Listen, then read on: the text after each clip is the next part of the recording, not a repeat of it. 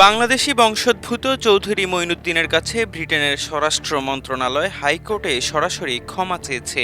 একই সঙ্গে 2,25,000 পাউন্ড বা বাংলাদেশি মুদ্রায় প্রায় 3,60,00,000 টাকা জরিমানা দিতে সম্মতি জানিয়েছে। স্বরাষ্ট্র মন্ত্রণালয়ের আইনজীবী রয়্যাল কোর্ট অব জাস্টিসের একটি বেঞ্চে উপস্থিত হয়ে প্রকাশ্যে ক্ষমা চেয়ে জরিমানা পরিশোধে সম্মতি জানিয়েছে। মানহানির মামলায় দীর্ঘ বছর ধরে চালিয়ে নেয়ার পর মঙ্গলবার চূড়ান্ত সিদ্ধান্ত হয়েছে। মামলার বর্ণনায় জানা যায়, 2019 সালে কমিশন ফর কাউন্টারিং এক্সট্রিমিজমের চ্যালেঞ্জিং হেটফুল এক্সট্রিমিজম বিষয়ক ব্রিটিশ হোম অফিসের ওয়েবসাইটে চৌধুরী মঈনুদ্দিনকে এক্সট্রিমিজমের সঙ্গে জড়িত বলে অভিযুক্ত করা হয়। এতে 1971 সালে মানবতা বিরোধী অপরাধের অভিযোগে তার বিরুদ্ধে বাংলাদেশের তৎকালীন বিতর্কিত আইসিটি মামলার রায়কে প্রমাণ হিসেবে উল্লেখ করা হয়। হোম অফিসের ওয়েবসাইটে প্রতিবেদন প্রকাশের পরই চৌধুরী মঈনুদ্দিন ব্রিটিশ হোম সেক্রেটারির বিরুদ্ধে মানহানির মামলা করেন। তিনি উল্লেখ করেন, 1971 সালে বাংলাদেশের স্বাধীনতা যুদ্ধের সময় কোনো রকম মানবতা বিরোধী অপরাধের সঙ্গে তিনি জড়িত নন, বরং বাংলাদেশি কর্তৃপক্ষের অভিযোগ সম্পূর্ণ মিথ্যা এবং রাজনৈতিক উদ্দেশ্য প্রণোদিত। সেই মামলার প্রেক্ষিতে গত বছরের 20 জুন সুপ্রিম কোর্ট তার পক্ষে রায় দেয়। সেই রায়ের ধারাবাহিকতায় মঙ্গলবার চৌধুরী মঈনুদ্দিনের বিরুদ্ধে যুদ্ধাপরাধে সংশ্লিষ্টতা এবং মানবতা বিরোধী অপরাধের যে অভিযোগ হোম অফিস ইতোপূর্বে প্রকাশ করেছিল তা মিথ্যা ছিল বলে উল্লেখ করে ক্ষমা প্রার্থনা করেছে ব্রিটিশ সরকার। একই সঙ্গে তাকে ব্রিটিশ মুদ্রায় 2,25,000 পাউন্ড অর্থ ক্ষতিপূরণ প্রদান করেছে। মামলা সংশ্লিষ্ট সূত্র জানায়, এটা ব্রিটিশ সরকারের কোনো বিভাগ কর্তৃক তার নাগরিককে প্রদত্ত সর্বোচ্চ মানহানি ক্ষতিপূরণগুলোর একটি। যুক্তরাজ্যের সুপ্রিম কোর্টের প্রধান বিচারপতি লর্ড রিডের নেতৃত্বে 5 সদস্যের বিচারক প্যানেল 2024 সালে ওই মামলায় মঈনুদ্দিনের পক্ষে সর্বসম্মত রায়ে মন্তব্য করেছিলেন, যুদ্ধাপরাধ বা মানবতা বিরোধী অপরাধের চেয়েও গুরুতর অভিযোগ নিজের নাগরিকের বিরুদ্ধে কল্পনা করা কঠিন। যখন এই ধরনের অভিযোগ সরকারের পক্ষ থেকে তার নিজের নাগরিকের বিরুদ্ধে আনা হয় তখন তা বিশেষভাবে গুরুতর। চৌধুরী মঈনুদ্দিনের আইনজীবী টিউডর আদালতকে বলেন, প্রতিবেদনে তার বিরুদ্ধে মানবজাতির সবচেয়ে জঘন্য অপরাধের অভিযোগ তুলে তাকে তীব্র মানসিক যন্ত্রণা দেয়া হয়েছিল।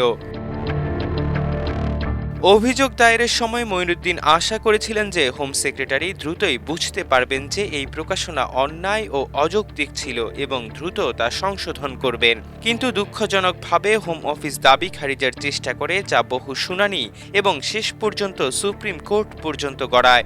এতে 6 বছর ধরে মঈনুদ্দিনের মানহানি ও মানসিক চাপ অব্যাহত থাকে। এই 6 বছরে কখনোই হোম অফিস অভিযোগ সত্য বলে কোনো প্রমাণ উপস্থাপন করতে পারেনি, কারণ তার কোনো ভিত্তি ছিল না।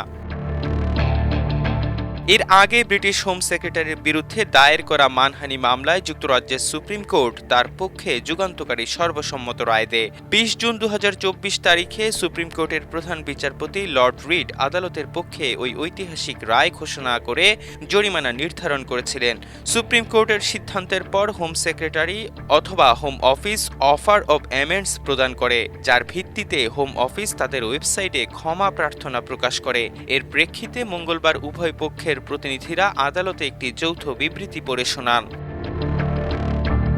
শুনানির পর মঈনুদ্দিন জানান, এই ফলাফল তার জন্য আনন্দের এবং গৌরবের।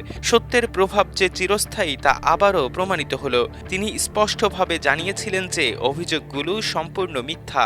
তিনি আশা করেছিলেন হোম সেক্রেটারি দ্রুত ভুল সংশোধন করবে এবং ক্ষমা চাইবে।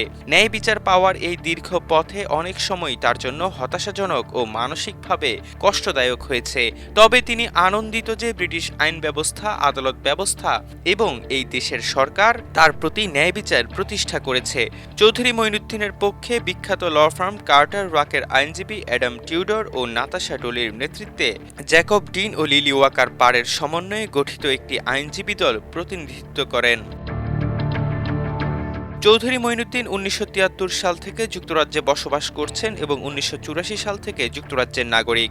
বাংলাদেশ সরকার কর্তৃক তার বিরুদ্ধে আনা অভিযোগগুলো সবসময় সম্পূর্ণ মিথ্যা এবং রাজনৈতিক উদ্দেশ্যে প্রণোদিত বলে তিনি দাবি করেছেন বিভিন্ন সময়। যুদ্ধ শেষ হওয়ার ৪ দশকেরও বেশি সময় পর তার দোষী সাব্যস্তকরণ আন্তর্জাতিক পর্যবেক্ষক, আইন প্রণেতা এবং বৈশ্বিক মানবাধিকার সংগঠনগুলোর নিকট সর্বজনীনভাবে নিন্দিত হয়েছিল, কারণ এটি ন্যূনতম বিচারিক ন্যায্যতার নীতিও অনুসরণ করেনি। এই রায়ের মাধ্যমে ব্রিটেনের বিচার ব্যবস্থার ইতিহাসে নজির স্থাপন করলেন ব্রিটেনের বিশিষ্ট কমিউনিটি নেতা চৌধুরী মঈনুদ্দিন।